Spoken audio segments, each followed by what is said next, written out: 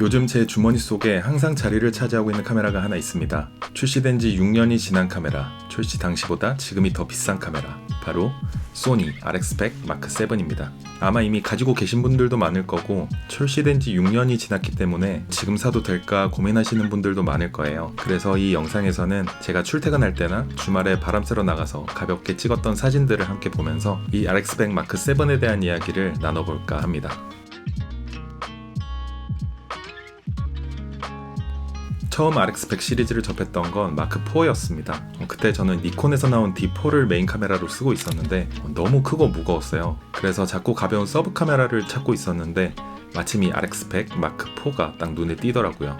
작고 가볍고 디자인도 심플하고 결과물도 꽤 괜찮았는데 딱 하나 아쉬운 게 있었습니다. 마크4까지는 AF 시스템이 위상차가 아니라 컨트라스트 방식이 적용이 돼서 움직이는 피사체를 추적하는 게 좀 힘들더라고요. 그리고 어느 순간부터 스마트폰 카메라들이 렌즈가 3개씩 달려나오기 시작하면서 마크4가 커버하던 그 표준줌 화각이 큰 메리트가 없어지면서 자연스럽게 처분을 했었습니다.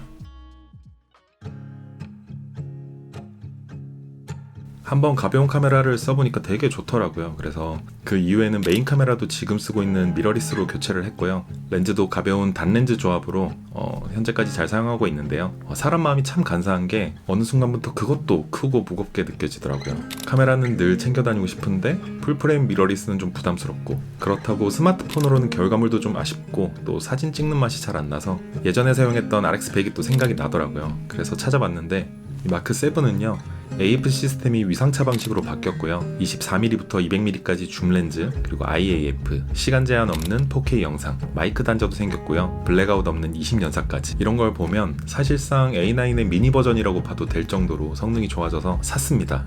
안 살 이유가 없더라고요. 그리고 지금은 365일 내내 제 손에 들려 있습니다.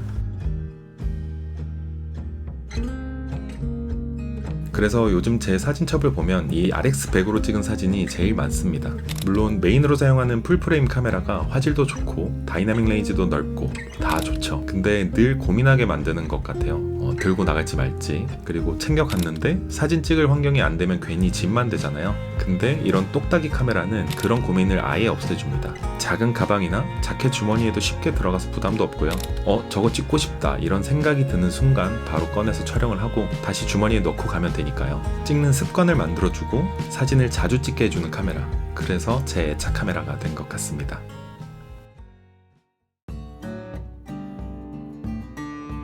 저는 A 모드죠. 조리개 우선 모드를 가장 많이 쓰고요. 로우와 JPG를 함께 저장되도록 세팅해서 사용하고 있는데 주로 JPG를 많이 쓰는 편입니다. 색감에 대한 기본 세팅은 마이 스타일에서 포트레이트나 내추럴 모드를 주로 사용하고요. 둘 다 표준 설정 대비 안부가 조금 밝게 표현되고 약간 화사한 그런 느낌인데 여기서 채도만 -2 정도로 세팅해서 약간 물 빠진 듯한 그런 느낌으로 촬영을 하고요. 저는 이렇게 찍는 게 제 보정 스타일하고도 잘 맞더라고요. 그리고 가끔 정말 마음에 드는 사진 있으면 로우 파일을 사용해서 보정을 하는 편입니다.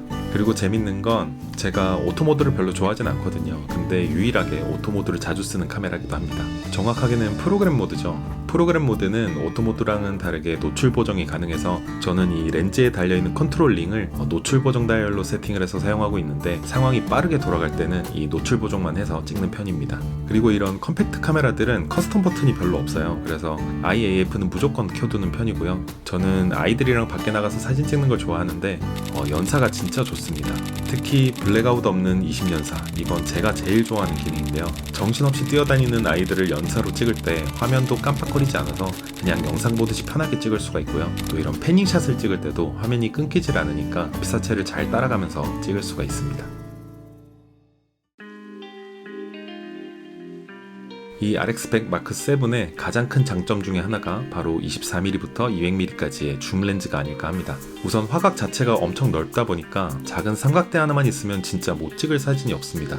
풍경도 찍고 스냅도 찍고 스포츠도 찍고요. 특히 길거리에서 사진을 찍을 때 큰 카메라를 들고 가까이서 사진을 찍다 보면 좀 민망해지는 순간이 있잖아요. 그럴 때 멀리서 조용히 줌을 당겨서 담을 수 있어서 정말 좋았고요. 게다가 표현할 수 있는 대상의 폭이 넓다는 것 자체가 큰 장점이죠. 넓은 풍경도 좋고 줌을 당겨서 어떤 피사체의 특정 부분만 포착하는 것도 재밌고요.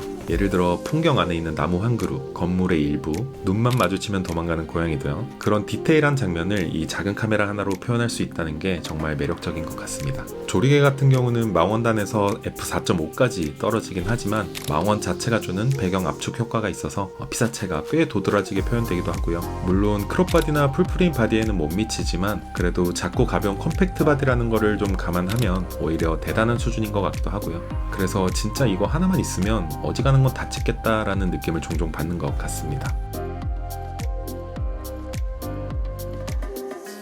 물론 이 카메라도 완벽하진 않겠죠. 몇 가지 단점은 분명히 있습니다. 이건 실제로 써보면 더 많이 느껴지는 부분인데, 첫 번째는 센서가 1인치다 보니까 배경 흐림 효과죠. 그러니까 우리가 흔히 말하는 보케는 조금 아쉽습니다. 물론 줌을 좀 당기면 망원에서 피사체는 어느 정도 분리가 되긴 하지만 그 풀프레임 카메라처럼 배경이 그냥 녹아버리는 그런 느낌 당연히 기대하기가 좀 어렵겠죠. 둘째는 저조도 성능입니다. 이 빛이 부족한 상태에서 ISO를 조금씩 올리기 시작하면 노이즈도 같이 슬슬 올라오죠. 근데 이게 크롭 바디나 풀프레임 바디에 비해서 한계치가 좀 빨리 찾아오는 편입니다. 이것도 1인치 센서의 한계인 거죠. 이 화질 측면에서도 보면 센서가 큰 카메라에 비해서 디테일한 표현력을 따라가기엔 한계가 좀 있고요. 근데 또 생각해보면 우리가 미디어를 소비하는 대부분의 환경은 지금 여러분이 보시는 모바일 환경에서 SNS나 유튜브 같은 플랫폼인데 이 정도는 충분히 감당이 되고도 남습니다. 스마트폰 카메라보다 훨씬 좋기도 하고요.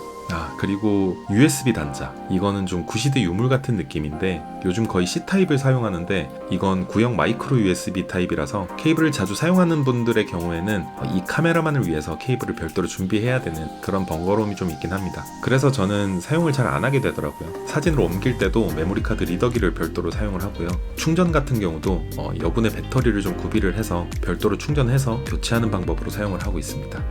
그리고 마지막으로 이 UI 구조인데요. 연식이 좀 있는 카메라다 보니까 그 소니의 구형 UI를 가지고 있어요. 이게 좀 복잡하기도 하고 층층이 눌러서 들어가는 구조인데 요즘 소니의 최신 바디에 익숙해진 분들은 좀 답답하게 느껴질 수도 있을 것 같습니다. 그리고 이 카메라를 계속 쓰면서 진짜 아쉬운 게 하나 있는데요. 후속 기종이 나오질 않더라고요. 현재로서는 이 마크 7이 RX100 시리즈의 마지막 모델인데 요즘은 이런 컴팩트 카메라는 광각에서 표준 화각까지 그런 화각을 지원하는 브이로그 컨셉의 카메라만 출시가 되더라고요. GV1 시리즈 같은 거요. 그래서 더 정이 가는지도 모르겠습니다. 이제 뭔가 진짜 대체 불가능한 느낌이 들거든요. 물론 다른 카메라들도 고려해보긴 했습니다. 리코 GR3나 후지필름에서 나오는 X100V 이런 카메라들도 고민을 해봤는데 필름 시뮬레이션이 진짜 좋더라고요. 솔직히 써보고 싶긴 한데 이 색감 하나에 투자하는 비용치고는 너무 비용이 비싼 것 같아서, 그리고 이 카메라가 보여주는 AF 성능이라든지 화각, 그것 말고도 여러가지 퍼포먼스를 생각하면 쉽게 갈아타기가 어려웠습니다.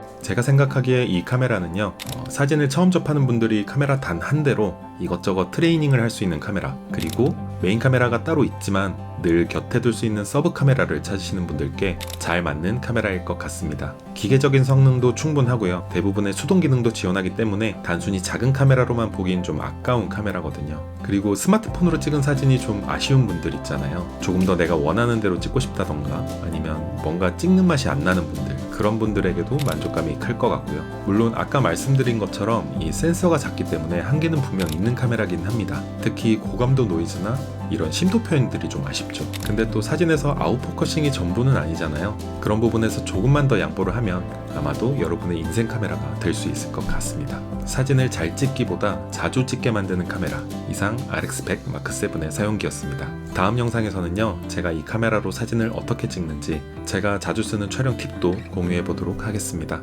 그럼 다음 영상에서 뵙겠습니다. 감사합니다.